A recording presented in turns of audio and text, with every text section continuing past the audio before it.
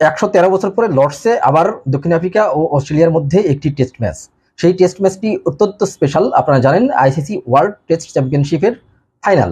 সেই world test চ্যাম্পিয়নশিপের ফাইনালে একেবারে প্রথম দিনেই কিন্তু দুর্দান্ত লড়াই হয়েছে, কারণ প্রথম দিন শেষে 169 রানে পিছিয়ে রয়েছে দক্ষিণ আফ্রিকা। দক্ষিণ আফ্রিকা প্রথমে টস জিতে অস্ট্রেলিয়াকে পাঠিয়েছিল ব্যাটিংয়ে, কিন্তু অস্ট্রেলিয়ার ব্যাটিং লাইন আপ একেবারেই ভালো করতে পারেনি দক্ষিণ আফ্রিকার কাগিসো রাবাদা এবং মার্কো ইয়ানসেনের দুর্দান্ত বোলিংয়ের সামনে। এই দুই পেসার মিলে 8টি উইকেট নিয়েছেন। 2টি উইকেট কিন্তু নিয়েছেন দুই স্পিনার এডেন মার্করাম এবং কেশব মহারাজ। মাত্র 212 রানে অল আউট হয়ে গেছে অস্ট্রেলিয়ার প্রথম ইনিংস। আর এই 212 রানের মধ্যে উল্লেখযোগ্য স্কোর কিন্তু করেছেন বিউ ওয়েবস্টার। তিনি 92 বলে 72 রানের একটি ইনিংস খেলেছেন।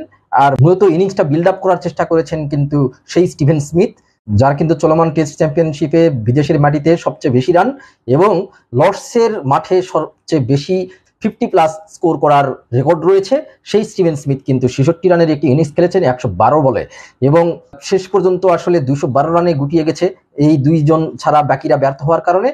আর 5 উইকেট নিয়েছেন, ক্যারিয়ারে 17তম বার 5 উইকেট নিয়েছেন কাগিসো রাবাদা। তার কথা না বললেই নয়, দুর্দান্ত বোলিং করেছেন আগাগোড়া, এবং তিনি যে 5 উইকেট নিয়েছেন এই 5 উইকেট শিকার করে তিনি কিন্তু ছাড়িয়ে গেছেন তারই দেশের কিংবদন্তি পেসার অ্যালান ডোনাল্ডকে। ডোনাল্ড 72 টেস্টের 129 ইনিংসে 330 উইকেট নিয়েছেন, সেখানে এখন রাবাদার উইকেট 332। তিনি 71তম টেস্ট খেলছেন।